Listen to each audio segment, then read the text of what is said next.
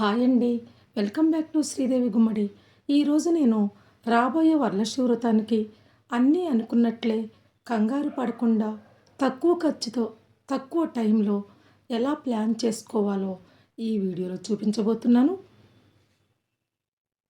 వరలక్ష్మి వ్రతానికి ముందు రోజే కిరాణా సరుకులు, వ్రతానికి సంబంధించినటువంటి వస్తువులను ఒక లిస్ట్ రాసుకోవాలండి.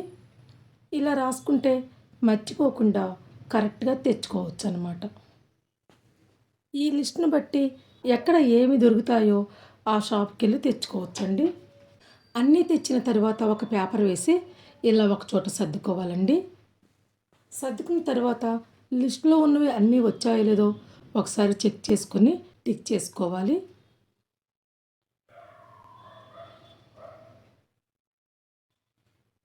నేను ఈ పూలను కింద నుంచి కోసుకొచ్చానండి. పూలు తమలపాకులు లాంటి వాటిని బాక్స్లో పెట్టి ఫ్రిడ్జ్లో పెట్టుకోవాలి. పూజ కోసం టీపాయిని లేదా పీటలను శుభ్రంగా తడిగుడ్డతో తుడుచుకొని పెట్టుకోవాలండి. తుడిచిన తర్వాత కాటన్ క్లాత్ వేస్తే చూడటానికి నీట్గా ఉంటుందండి. సిల్క్ క్లాత్ వేస్తే అంటుకునే అవకాశం ఉంటుందండి, హోల్స్ పడిపోతాయి అన్నమాట.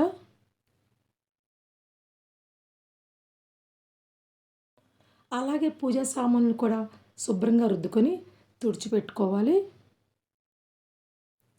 స్టవ్ను కూడా ముందు రోజు కడిగి పెట్టుకుంటే పూజ రోజు హడావుడి లేకుండా ఉంటుందండి.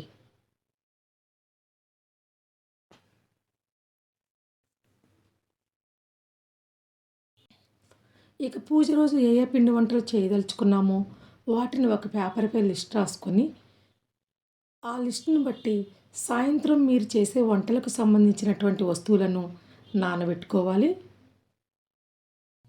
నేను చేసే వంటలను బట్టి పూర్ణాల పైపిండి కోసం బియ్యము, మినప్పప్పును కలిపి నానబెట్టుకున్నాను.